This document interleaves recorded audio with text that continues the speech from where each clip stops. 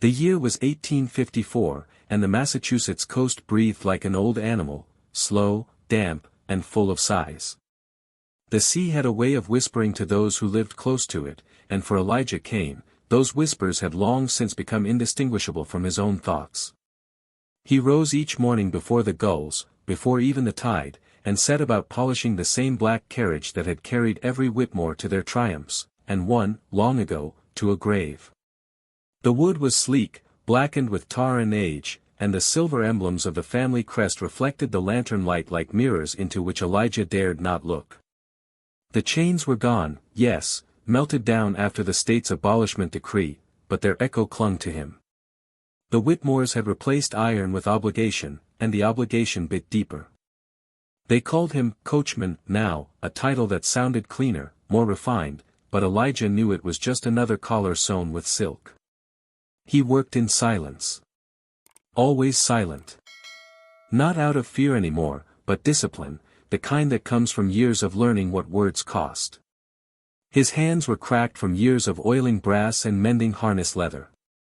When he looked at them in the dim morning light, they did not look like hands at all, but like tools God had forgotten to put down. The Whitmore estate towered behind him like a corpse dressed for company, its shutters crooked, its chimneys spitting smoke that never seemed to clear. The Whitmores themselves were as much ghosts as their home, living relics of decayed wealth and old cruelty, preserved by arrogance and rum. Beatrice Whitmore, the youngest, had kind eyes, too kind, perhaps, for the blood she bore. She was 17, pale and sickly, and often crept into the stables before dawn. She'd whisper his name like a secret, Elijah. And she'd leave a small bundle on the haystack, a biscuit, a strip of bacon, sometimes a bruised apple. For you, she'd say, smiling through fear, and flee before anyone saw. Elijah never thanked her. Not out of ingratitude, but because gratitude was dangerous. Gratitude invited notice. Notice invited punishment. So he would eat quietly, the salt of the bacon mixing with the salt of his own sweat, and return to his work. Lucian Whitmore, the eldest son, often found him at it. He was 28 and already hollowed by gambling, wine, and entitlement. "You eat like a dog, Caine," he'd sneer, spitting into the straw. "Tell me, does food taste better when it's stolen?"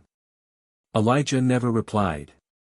He'd learned that silence unsettled men like Lucian more than defiance ever could.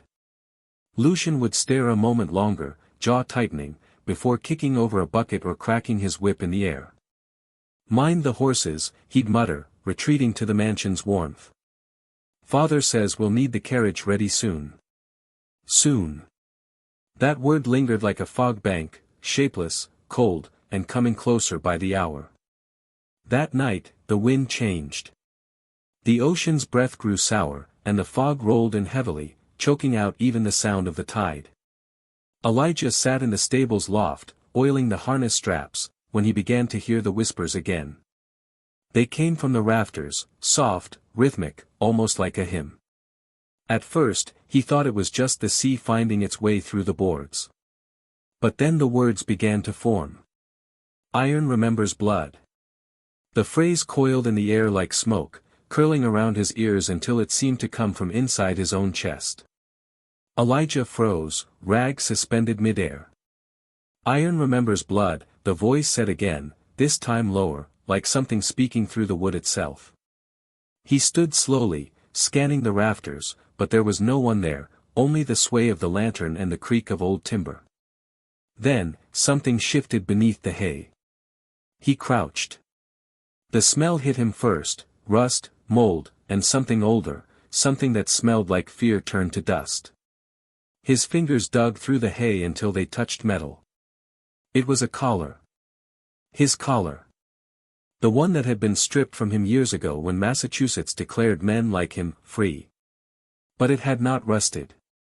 Its edges gleamed faintly, and carved into the inside, in tiny, shaky letters, was the name E. Caine. He dropped it, stumbling backward. The collar clattered against the floorboards and rolled toward the lantern's base. For a heartbeat, he thought the sound might wake the house, might draw Lucian's wrath. But the mansion stayed silent, its windows black and unblinking. Elijah knelt and lifted the collar again. His thumb brushed the engraving, and for an instant, he felt warmth, not the warmth of life, but of memory. He could hear his sister's voice, soft and trembling, "The night they took her away, don't forget me, Eli." He hadn't. He never could. The carriage that bore her coffin had been this very one, Whitmore's pride, black lacquered, silver trimmed, the same wheels that now gleamed in the candlelight like grinning teeth. He wondered then if iron truly did remember blood, and if so, whether this carriage remembered hers. Days passed like a slow fever. Colonel Silas Whitmore strutted about the estate in his faded officer's coat, reminding every guest who would listen of his service in the war and his devotion to the noble order of labor. He'd gesture to Elijah polishing the carriage and proclaim, "A fine man, loyal to his last breath." A Whitmore man. Elijah never corrected him. But inside, something had begun to stir, not anger exactly, but awareness. The kind that comes when one realizes how fragile a master's world truly is. At night, when the house grew quiet, he'd sit by the stable window and watch the sea churn below the cliffs. The wind moaned through the heather like a mourner, and sometimes, he'd see shapes moving along the rocks, not people, but shadows that walked as if searching for something they'd lost. One evening, Beatrice returned. Her hands shook as she placed another bundle of food before him. "You should leave," she whispered. "Father says he's taking the family out soon. A long ride. Everyone, even the servants. He says he wants a display." Elijah looked up, meeting her eyes for the first time in months. "A display?" She nodded. "For the town. For the creditors. For God, I suppose." Her voice faltered. "Lucian says it'll be the end of us if Father fails to impress them. He's desperate, Elijah. You know what he's capable of when he's desperate." He said nothing, but his hand drifted to his coat pocket, to the iron collar hidden there. "Please," she said softly, eyes glistening. "Whatever happens, don't let him drive you to ruin." She fled before he could answer, the scent of candle wax and lilac trailing in her wake. That night, the whispers returned. They did not come from the rafters this time but from the very floor beneath his boots. He set the lantern down and knelt, pressing his ear to the wood. Beneath the boards, faint and hollow, he could hear the sound of hooves, not from the stable, but deeper, older, as if from another time. The sound rose and fell like breathing. Then came the voice. "Elijah." He recoiled. It was his sister's voice again, echoing through the planks, distant and soaked in sorrow. "Elijah, do you hear them?" "Who?" he whispered. "The ones who pulled the carriage before you. The ones who broke before you. The ones who remember." The floor went still. The sea outside howled. And from the far end of the stable, the horses began to scream, not in pain, but in terror. Elijah ran to them, a lantern swinging. Their eyes rolled white, their hooves struck the walls. He reached for the nearest, a black stallion named Brim, and laid a trembling hand on its mane. "Peace," he said. "Peace now." But the horse only reared higher, nearly throwing him off his feet. It was then Elijah saw what the animal was staring at, not him, but the far door. The old carriage sat there, gleaming in the dark. Every hinge and wheel had begun to tremble, as if the wood itself were waking from a dream. The lantern light caught the silver crest, the Whitmore emblem, and for an instant, he could swear it was bleeding. Elijah stumbled backward, nearly dropping the lantern. His pulse roared in his ears. The whispers, the collar, the trembling carriage, it was all converging now, like storm tides drawn to one shore. He whispered to the air, voice shaking, "What do you want from me?" The silence that followed was vast, unbroken, and then, faintly, came the answer. "Justice." If you can feel the weight of Elijah's silence pressing against your chest, take a breath, and subscribe. There are darker tales still to come, and each carries its own haunting truth. The Whitmore mansion rose from the cliff like a wound that refused to heal.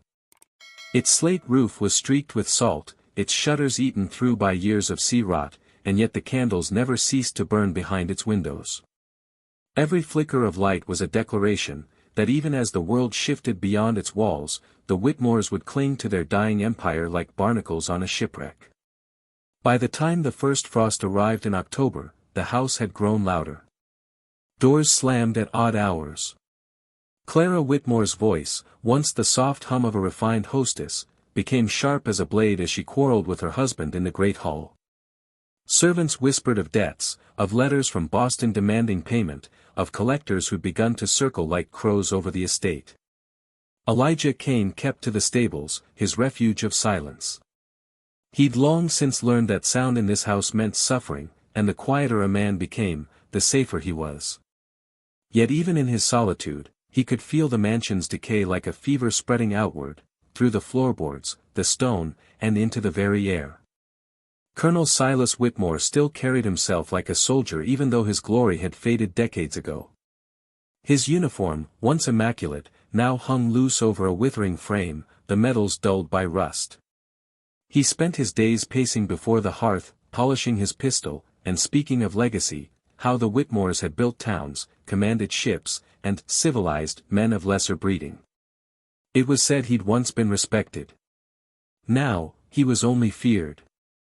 When the house grew too tense, Silas would find Elijah in the carriage yard. He'd clap a bony hand on the coachman's shoulder, smiling a smile that never reached his eyes. "You're a fine man, Elijah," he'd say, the smell of brandy sour on his breath. "Loyalty is a rare thing in these times. You should be proud. The Whitmore name has kept you, and your kind, from ruin." Elijah would nod, bow his head, and say nothing. He'd learned that silence served him better than honesty. For if truth had a voice, it would scream. Clara Whitmore lived in the parlor, wrapped in velvet shawls, her eyes red from sleeplessness. She prayed often, though no one could say to whom.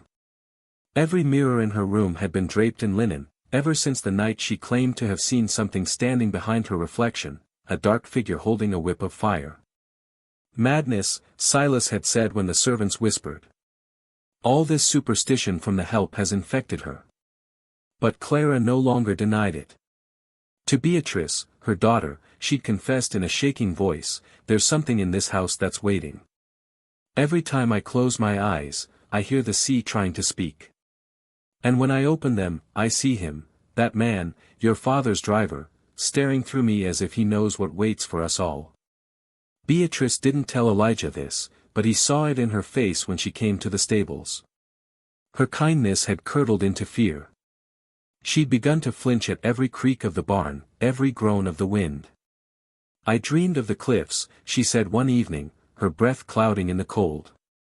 "I saw the carriage, father's carriage, tumbling into the sea. I heard you call my name." Elijah said quietly, "Dreams don't lie, Miss Beatrice. They remember." Her eyes glistened. "Then what are they remembering?" He didn't answer. Lucian Whitmore returned from Boston that winter, thinner, paler, and smelling of gin. He brought with him a prostitute he called Miss Lila, though everyone knew she was no such thing. Her laughter echoed through the halls at night, shrill and nervous, until even the servants stopped pretending not to hear. Lucian spent his nights drinking and his mornings blaming Elijah for every misfortune that followed. One evening, when a wheel cracked on the carriage, he stormed into the stables, whip in hand. "You think I don't see the way you look at me?" he hissed. "You think you're better than us now? You're not a man, Caine. You're a shadow.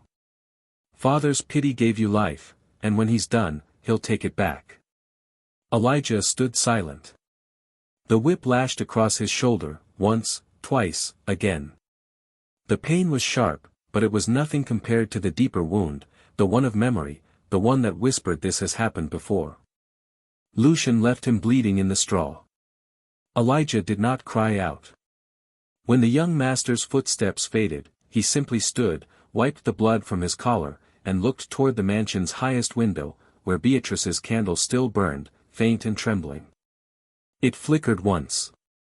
Then twice. Then died. The next morning, the household gathered in the dining room. Colonel Silas had summoned them all, wife, son, daughter, servants, even Elijah.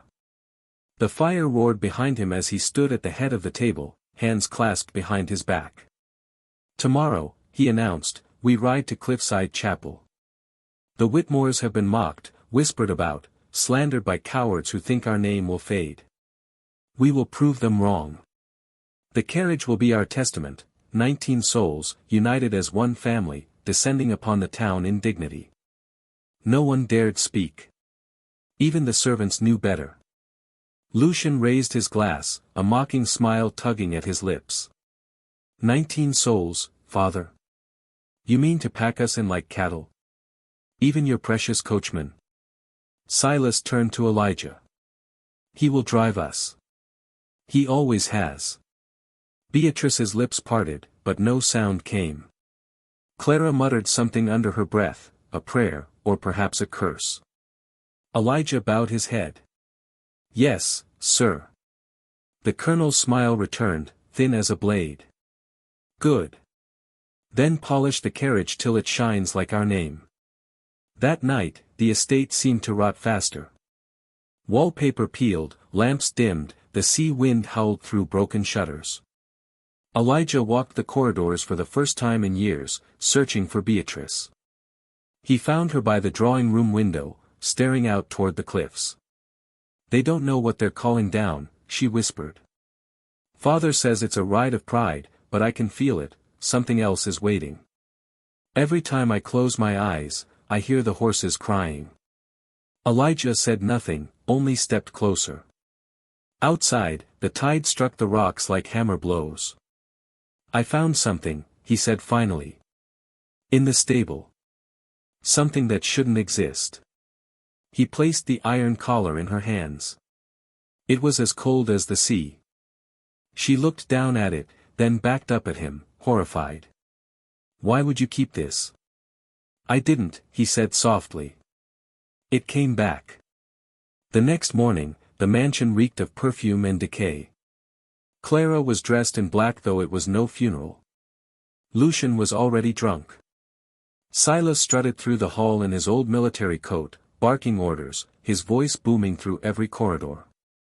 Elijah stood by the stables, staring at the carriage, the same black carriage that had carried coffins, brides, and now, it seemed, a family of ghosts. He traced a finger along the wheel rim. It was smooth, almost too smooth, as though the years had never touched it. The horses pawed the ground restlessly. Their breath steamed in the air like smoke. Elijah could feel their terror through the reins, through the very leather. They sensed it, the storm, the reckoning, the road that waited to claim them all. From the mansion came laughter, brittle, desperate, like glass about to break. "Drive us proudly, Elijah." Lucian called through the open window. "We're Whitmores. Let the town see what loyalty looks like." Loyalty. The word burned his tongue. He climbed into the driver's seat and set his gaze toward the cliff road. The fog was already gathering there, a white wall between this world and whatever waited beyond. He could feel something moving beneath the earth, deep, slow, and certain. The same pulse he'd heard through the stable floor. The same whisper. Iron remembers blood. That night, the house fell silent for the first time in weeks. Not a door creaked, not a wave struck the rocks. The moon hung like a dull coin over the sea. Elijah sat alone in the stables, hands folded on his knees, eyes unfocused. The iron collar lay before him on the table, glinting faintly in the lantern light. He stared at it until the flame began to sputter. "Justice," the whisper came again, faint and patient. He closed his eyes. For the first time in his life, Elijah Caine smiled. Rain came first, a thin, whispering drizzle that slicked the cobblestones and filled the gutters with trembling reflections of candlelight. The Whitmore mansion glowed like a lantern adrift at sea, each window aflame, its halls alive with forced laughter and the clinking of glasses. Inside, the family prepared for their grand procession as though it were a coronation, not a funeral waiting to happen. In the stables, Elijah Caine worked alone. His hands moved with mechanical precision, oiling hinges, tightening harness buckles, brushing the coat of the black stallion that would lead the team. Every movement was measured, deliberate, ritual more than labor. The rain's rhythm against the roof seemed to whisper his name again and again, soft as a lullaby and heavy as a warning. He did not look up when the door creaked open. He already knew the scent, lavender and candle smoke. "Beatrice," he said quietly. She stepped inside, her shawl damp, her hair pulled loose around her face. Her eyes darted to the carriage behind him, freshly polished, black as obsidian, its brass fittings gleaming like gold teeth. "He's really making you drive tonight?" she asked, voice trembling. Elijah nodded. "He wants to show them he still commands men. He wants them to see I'm still his." She winced. "He's not well, Elijah. He's—" "Madness doesn't change what a man is," Elijah interrupted. "Only what he shows." Beatrice hesitated, then stepped closer. "If you run tonight, I'll understand." He turned to face her, and for a moment the lantern light caught the iron collar still lying on the workbench behind him. Her eyes followed it. "Elijah," she whispered. "Why keep that thing near you?" "Because it keeps near me," he murmured. "I buried it twice. Both times it came back. The iron remembers blood, Miss Beatrice. It always comes home." A gust of wind slammed the stable door, scattering hay across the floor. The horses snorted and stamped. From somewhere deep within the mansion, the sharp crack of glass, a bottle, maybe, rang through the storm. Beatrice flinched. "He's been drinking since morning," she said. "Mother's locked herself in the prayer room. Lucian keeps threatening to drive instead of you." "Elijah." He raised a hand gently. "You should go. They'll notice if you're gone long." Her lips trembled, but she nodded. As she turned to leave, he said softly, "If the wind rises strong tonight, keep your window closed. Don't listen for the sea." Her eyes lingered on him, one long, silent look, filled with something that felt like both mercy and mourning. Then she slipped into the rain and was gone. By midnight, the house was ablaze with torches and carriage lamps. Servants scrambled under Colonel Silas Whitmore's commands, their faces pale in the firelight. The colonel himself stood on the grand steps, his silver pistol holstered at his side, his military coat buttoned to the throat. He looked not like a leader but like a man staging his own resurrection. "Bring the family," he shouted. "And fetch the champagne, we'll ride as Whitmores, not beggars." Lucian staggered from the doorway, one arm around Miss Lila, the other clutching a flask. His cravat was crooked, his eyes glassy. "Father," he slurred, "you can't parade us through town like circus beasts. People will laugh. They'll remember," Silas snapped. "They'll see what endurance looks like. The Whitmores endure." Clara appeared next, her rosary wrapped so tightly around her hand that blood glistened between her fingers. Her lips moved soundlessly. When Elijah brought the carriage around, the rain stopped abruptly. The air was heavy and unmoving, the sea below silent as stone. The road beyond the gate was shrouded in a fog so thick it looked like milk spilling from heaven. Silas surveyed the coach with grim satisfaction. "A fine machine," he said, tracing the crest with a gloved finger. "She's carried kings and corpses alike, and she'll carry our name tonight." Lucian snorted. "Just hope your horse doesn't throw us into the sea, father. This man drives like death himself." Elijah's expression didn't change. "Death's never lost his way, sir." Lucian blinked, unsure whether he'd heard defiance or prophecy.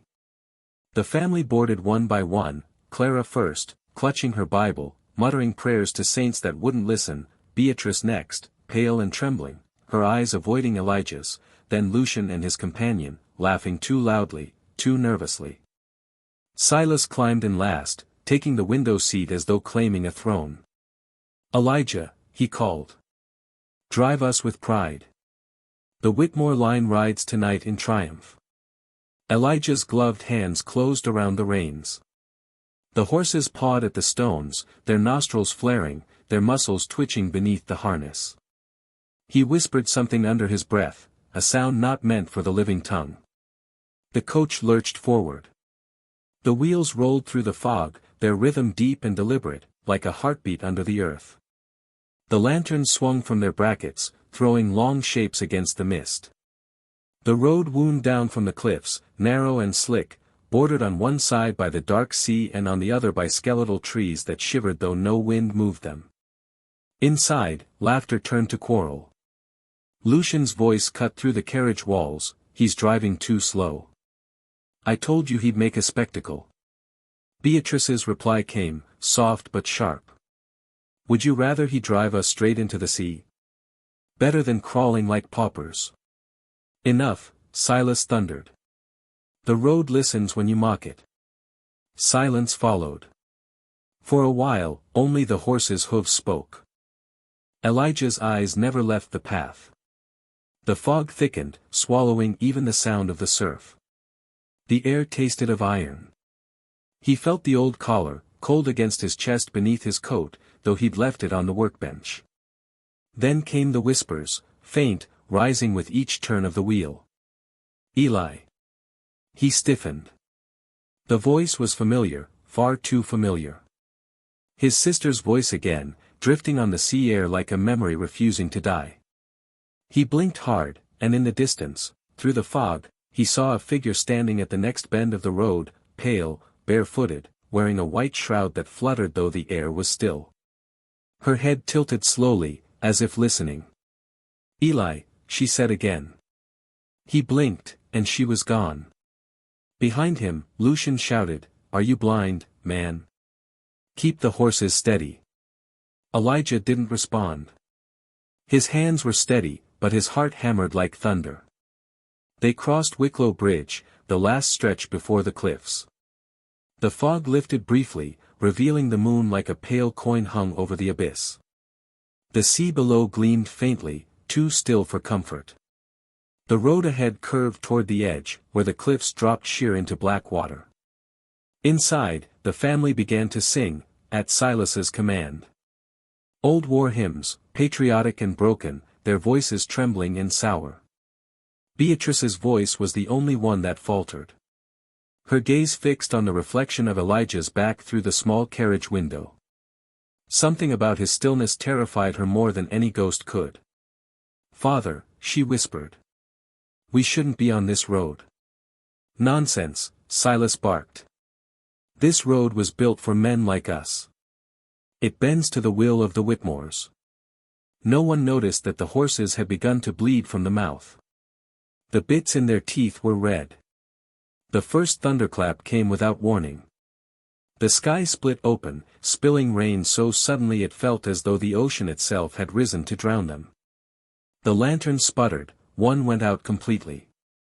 "Elijah!" Silas roared. "Steady your hand." Elijah said nothing. He could barely hear over the storm, but in his mind, beneath the thunder, beneath the rain, came that same whisper. "Iron remembers blood." He looked down. The collar was in his lap. Not cold now, but burning. He gripped the reins harder. The horses screamed and lunged forward. The carriage tilted dangerously, skidding across the slick stones. Beatrice cried out. Lucian cursed. Clara clutched her rosary until it snapped. "Elijah." Silas's voice rose above the storm. "Stop this madness." Elijah's reply was almost gentle. "You said to drive with pride, sir. So I shall." The coach thundered toward the final bend, the one that led to the sea. The rain eased just long enough for the moonlight to return, pale and unholy. Ahead, the fog parted to reveal the cliff's edge. The world seemed to hold its breath. Elijah's eyes met the horizon, that thin line where the dark sea met darker sky. His sister's voice spoke one last time. Now, Eli. Let them feel the weight. He flicked the reins once. The horses reared, hooves sparking on stone. The carriage tilted, wheels spinning on the edge of eternity. Inside, 19 souls screamed. And then, silence. The storm swallowed the sound of wheels. The sea rose to meet them. The Whitmore name vanished into the waves, carried by wind and salt and memory. Only the iron collar remained, drifting in the black water, gleaming faintly as it sank. The storm had not yet broken when the carriage reached the lower coast road, that long, narrow vein of earth that snaked through the mist toward the cliffs of Wicklow Point. The wind had changed, no longer the cold slap of rain from the east but a breathless, waiting stillness. It was the kind of silence that makes the living forget they are still alive. The Whitmore carriage rolled through that hush like a black hearse cutting through its own funeral procession. Each wheel turn groaned against the soaked stones, the sound swallowed by fog. Ahead, the sea murmured like something buried under its own weight, whispering promises only the damned could hear. Elijah Caine sat straight-backed in the driver's seat, his coat soaked through, the brim of his hat dripping steady as a metronome. His eyes were fixed forward, though what he saw was more memory than road. He could still feel the iron collar pressed against his skin though he'd left it behind, or thought he had. Now, it was as if the thing had become part of him again, stitched into his very pulse. Behind him, the family stirred. Lucian's voice cut through the stillness, sharp and petulant. Are we crawling on purpose, or is your driver asleep at the reins? He knows this road, said Beatrice softly, her eyes tracing the window fog. No one knows it better. Then he ought to drive faster before I freeze to death, Lucian snapped, lifting a flask to his lips. God sake, it's a wonder we ever kept this man. He's cursed, I tell you. I can feel it. Enough, said Colonel Silas Whitmore. His voice, though weary, still carried command. This road was built for the Whitmores. It will obey its masters. But even as he said it, the carriage jolted violently, one wheel striking something unseen in the fog. The horses screamed, rearing up in terror, and Elijah fought to steady them, murmuring under his breath words the Whitmores did not understand. From inside came a crash of glass, Clara's rosary breaking apart, beads rolling across the floor like scattered bones. Lucian cursed. What in hell? Hell, Clara whispered, clutching the empty crucifix in her hand. Don't say that word on this road. The horses refused to calm down. Their eyes were rolling white, their flanks heaving with foam. Elijah climbed down, boots sinking into the mud, and went to them. He placed a steady hand on the lead stallion's neck. Easy now, he whispered. Easy. The animal trembled under his touch. In the fog, Elijah could see shapes moving along the ridge, too large for birds, too human for imagination. They flickered like candle flames and vanished when looked at directly. Eli. He froze. The voice had come from behind him, soft and mournful, drifting out of the fog.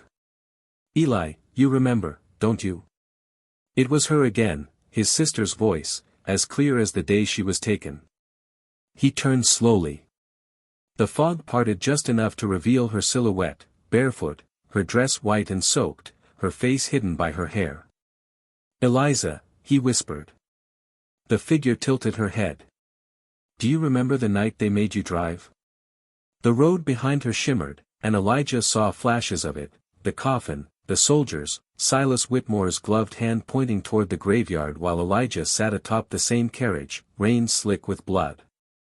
He blinked, and the vision was gone. Only fog remained. Elijah. Silas's shout snapped the moment. What are you doing down there?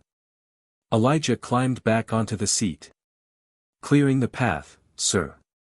Then do your duty, Silas barked. We ride for redemption. Elijah almost smiled at that. Redemption, he echoed softly. He snapped the reins. The wheels began again, slow and deliberate, the horses fighting every step. The cliffs drew closer.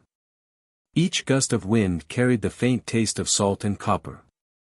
Inside the carriage, Beatrice pressed her hand to the window. She couldn't see anything beyond the glass, only her own reflection, pale and trembling. But then, for an instant, her reflection smiled back though she hadn't moved her lips.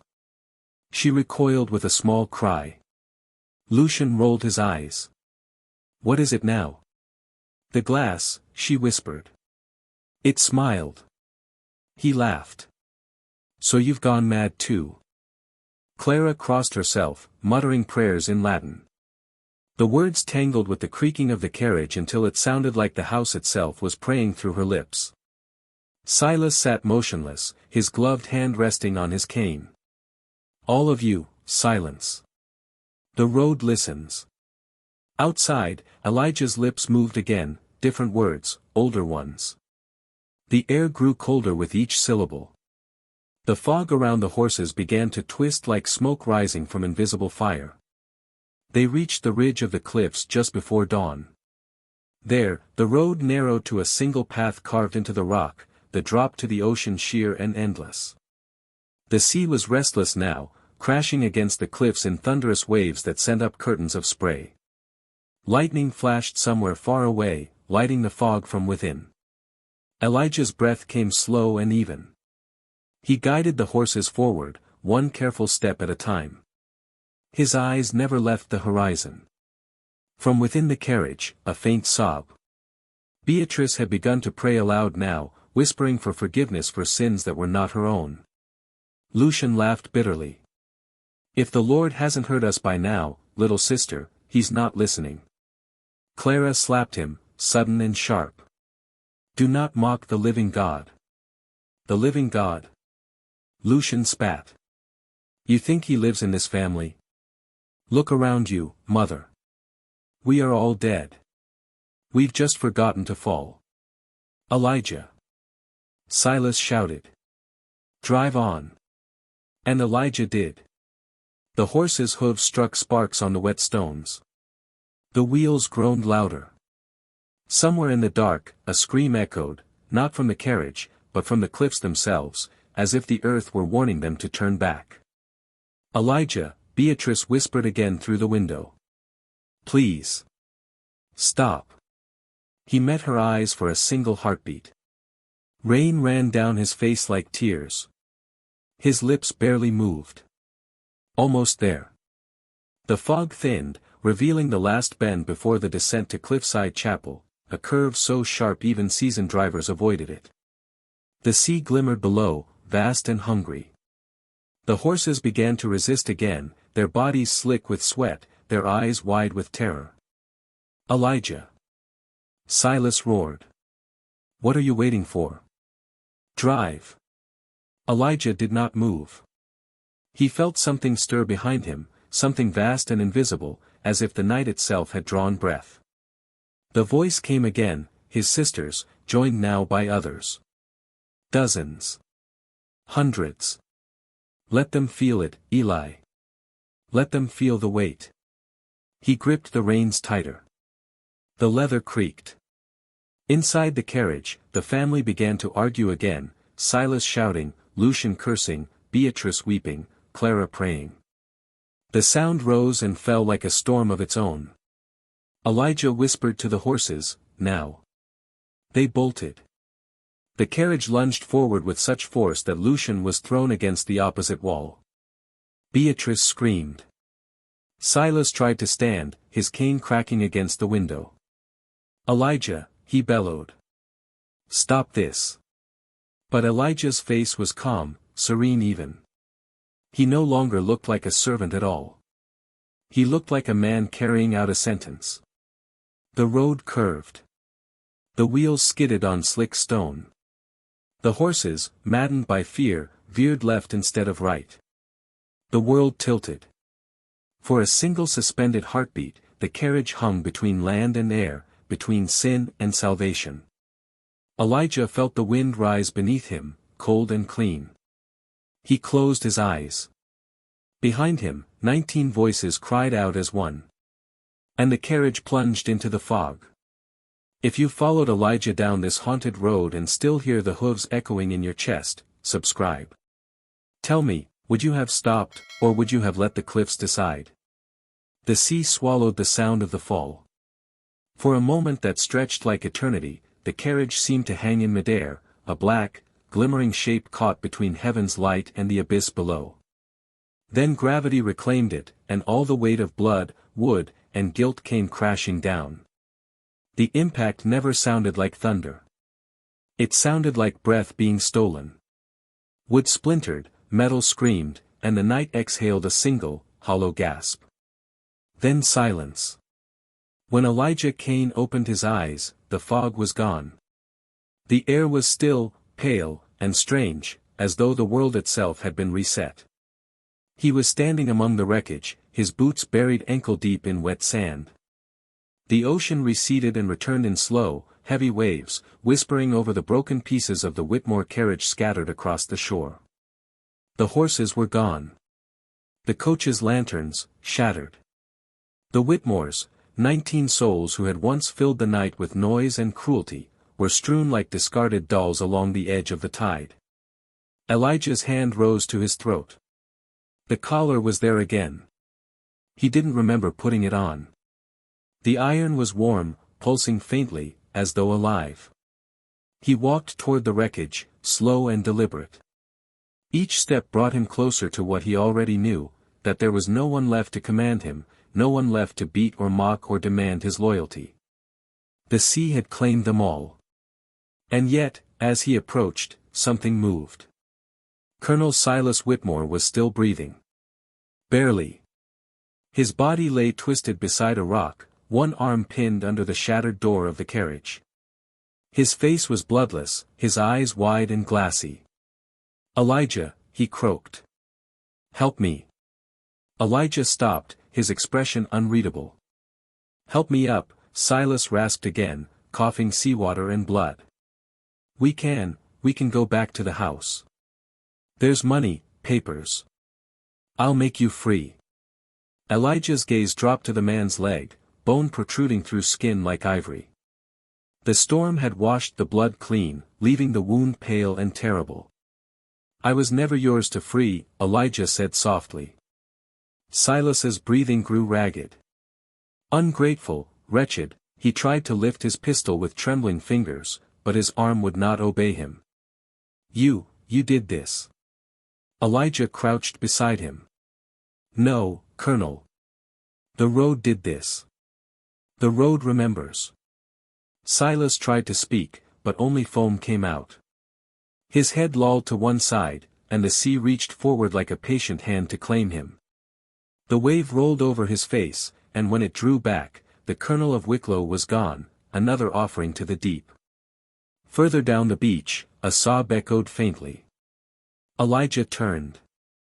Beatrice Whitmore was still alive, her gown soaked through, her pale hair clinging to her face like strands of ghost light. She was crawling through the sand, calling out names that no longer answered, "Mother." "Lucian." When she saw Elijah, her voice faltered. You stopped it, didn't you?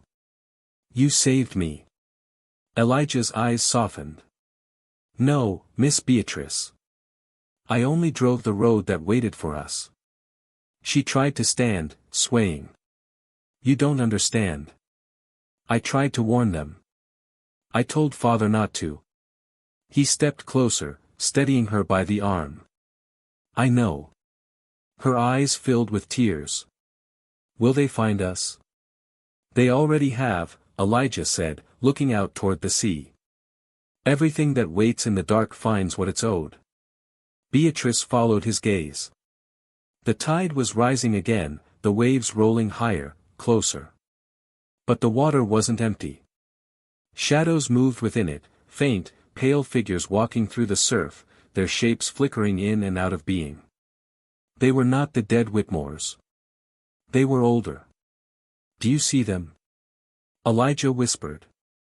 Beatrice's lips parted in horror. "Who are they?" "The ones who built this road with their blood," he said.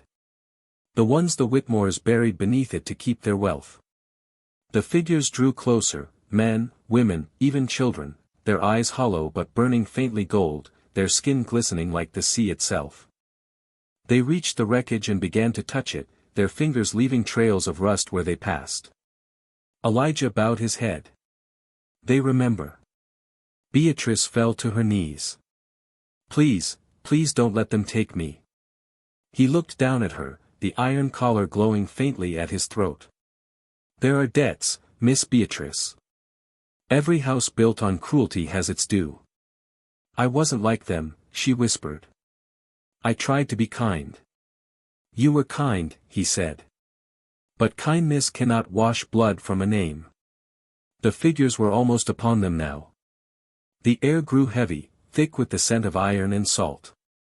The sea rose higher. Elijah, she said, sobbing, please. He bent down, placed a hand against her cheek, and whispered, close your eyes. When she did, the water surged. It swallowed her without sound. Elijah stood still as it passed over her, leaving only foam behind. He looked around the beach once more. The others were gone, Clara, Lucian, the servants, all taken by the waves. Only the broken carriage remained, its wheels half buried in the sand, its silver crest gleaming in the moonlight. Elijah approached it. The door hung open, and inside lay a single lantern, unbroken, still burning. He reached in and took it, the light reflecting off the iron around his neck. He turned his gaze upward, to the cliffs above. From there, the mansion loomed faintly through the fog, its windows dark. For a moment, he thought he saw faces in those windows, the family, whole again, watching him in silence. Then they vanished, replaced by the flicker of lightning. Eliza, he whispered into the wind. It's done. The sea answered with a sigh. He began to walk. Each step took him further from the wreckage, further from the tide. The collar no longer burned, but it was heavy, unbearably heavy. The voices that had followed him since childhood had gone quiet now, leaving only his heartbeat and the rhythm of his boots against the wet sand. He did not look back. Behind him, the lantern light faded. The waves rolled in again, covering the last of the carriage, pulling it slowly, lovingly, back into the deep. When dawn came, the sea was calm.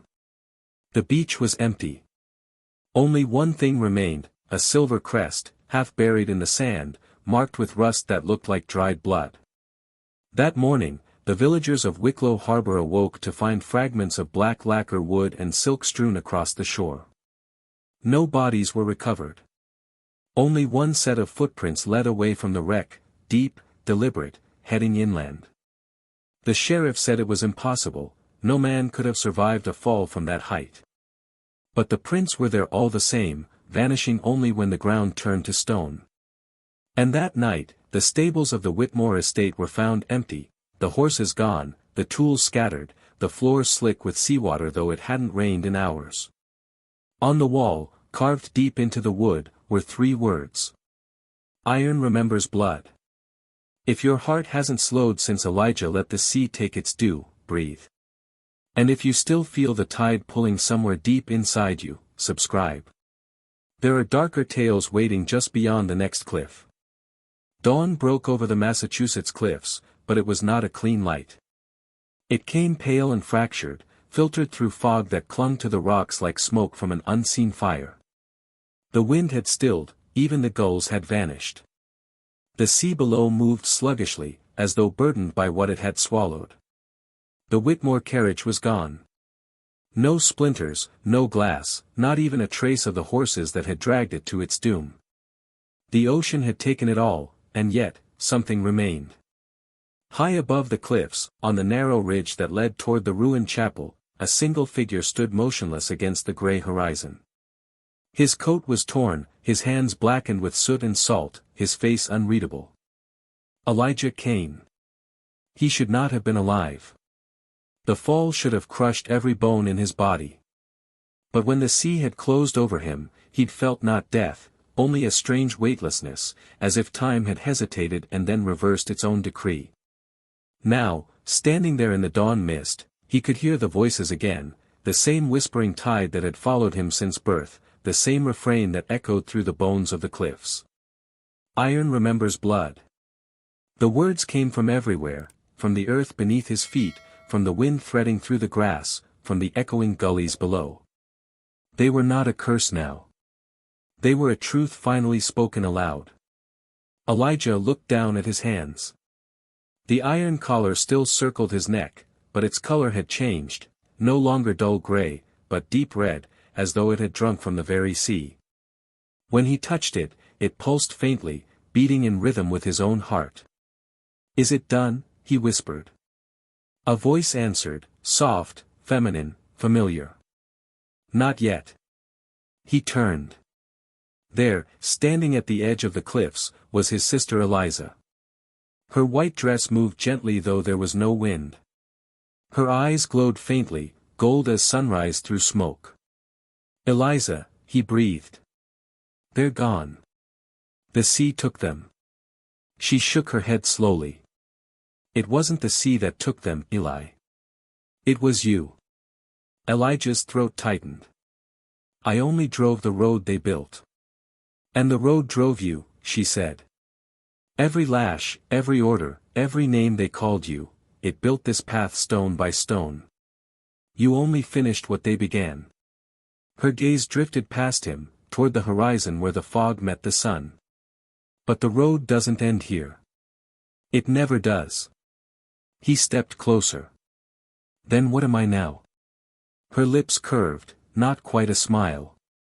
"You're what they made of you. What they feared you'd become. The keeper of the road." As she spoke, the ground beneath them began to hum, deep, low, resonant. The cliffs trembled. Cracks spiderwebbed through the stone, spreading toward the distant ruins of Cliffside Chapel. From below, the sea groaned, dragging the tide outward as though inhaling before a scream. Elijah staggered back, staring as the cracks glowed faintly red, the same color as the collar. The earth beneath him wasn't stone anymore, it was iron, breathing, shifting, alive. "Eliza," he called. "What's happening?" Her voice echoed like wind through an open door. "The land remembers too." She began to fade, her form dissolving into mist. "When the living forget, the land remembers. The sea remembers. The iron remembers. And you." Her voice trailed off as she vanished completely. "We'll never forget." The cliffs gave way with a sound like a sigh. Elijah fell, but this time there was no terror in it. No scream, no struggle. The air around him shimmered with faces, the enslaved, the broken, the silenced, their eyes burning like embers. They did not accuse him. They did not praise him. They simply watched as he descended. When he struck the sea, it did not swallow him whole. It held him. Beneath the waves, he saw the carriage again, whole and unbroken, resting on the ocean floor. Its lanterns burned cold blue, its wheels turning slowly in the current. Inside, the Whitmores sat upright, untouched by decay, eyes open, faces calm, their mouths whispering soundlessly in the dark. Elijah drifted toward them, the collar around his neck glowing brighter with every heartbeat. As he reached the carriage door, the sea stilled. The Whitmores turned their heads toward him in unison. "Driver," Colonel Silas Whitmore's voice echoed through the water, hollow and slow, "the road isn't done." Elijah smiled faintly, his eyes burning with quiet light. "No, sir," he said. "It never is." He reached out, and as his hand touched the carriage, the world split open. The ocean exploded upward in a tower of black water. Lightning tore through the clouds. The cliffs shuddered. From miles away, fishermen saw the sea rise and fall in a single unnatural wave, as if the earth itself had flinched. When the storm passed, the shoreline was unrecognizable. The path to Cliffside Chapel had crumbled into the sea, leaving only jagged stone and swirling mist. But sometimes, when the fog was thick and the tide came in slowly, travelers on the coastal road swore they heard the faint sound of wheels turning, metal on stone, and the distant cry of horses long dead. Weeks later, the villagers found something strange. A silver livery coat washed ashore on the beach, folded neatly, untouched by the sea. The buttons were polished, the threads unbroken. Inside the breast pocket lay a small brass nameplate. E. Caine, driver. When the constable tried to lift it, the fabric was warm to the touch, as if someone had worn it moments before. They buried it in the churchyard beside the Whitmore graves, though no one could agree why. Some said it was a pity. Others said it was fear. But the priest refused to speak the eulogy aloud, for as he opened his mouth, the church bell rang once, on its own. That night, the villagers locked their doors early. The wind howled through the streets, and every windowpane rattled in its frame. Somewhere beyond the town, on the unseen road, wheels turned once more. Years passed. The Whitmore estate fell to ruin. The mansion collapsed into itself, its gardens overtaken by salt grass and vines. Travelers avoided the cliffs, saying the mist there moved wrong, as if alive, as if listening. But the legend endured. They said that on storm-heavy nights, when the fog rolled in from the sea, a black carriage could be seen gliding along the cliffs, its lamps burning cold, its wheels never touching the ground. The driver wore a collar that glowed faintly red, his eyes like embers beneath the brim of his hat. Sometimes, if you listened closely, you could hear the faint whisper that accompanied the carriage as it passed. Iron remembers blood. And then the wheels would fade, and the mist would close again, leaving only silence, the kind of silence that waits for a name to fill it. If you followed Elijah to the end, if the sound of those phantom wheels still echoes somewhere behind your ribs, take a breath. And if you believe some debts are never buried, subscribe. Tell me in the comments, do you think Elijah Caine ever escaped the road, or did the road become him? 170 years later, the cliffs of Wicklow Point still stand, jagged, treacherous, and strangely untouched by time. The road leading to them is closed now, marked by rusted signs that warn unsafe ground, do not enter. But that hasn't stopped the curiosity. Every town has its ghost story. Wicklow's isn't told, it's felt. Visitors say the air grows heavy near the cliffs, that phones lose signal, that engines die without reason. Sometimes, they hear it before they see it, the soft, rhythmic clatter of hooves echoing through the fog.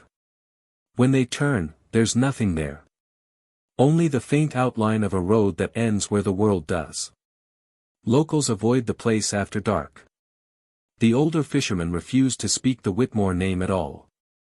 But in the small Wicklow Historical Museum, a glass case holds one relic that still draws a crowd, a silver livery coat, preserved behind cold glass. The plaque reads simply: recovered from the Wicklow wreck, January 1854.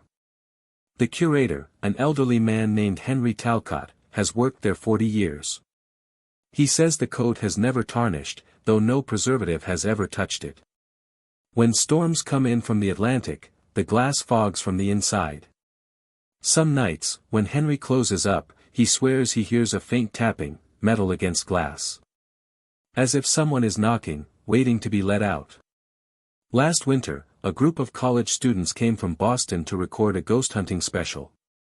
They filmed for 3 nights, camping near the ruins of the Whitmore estate.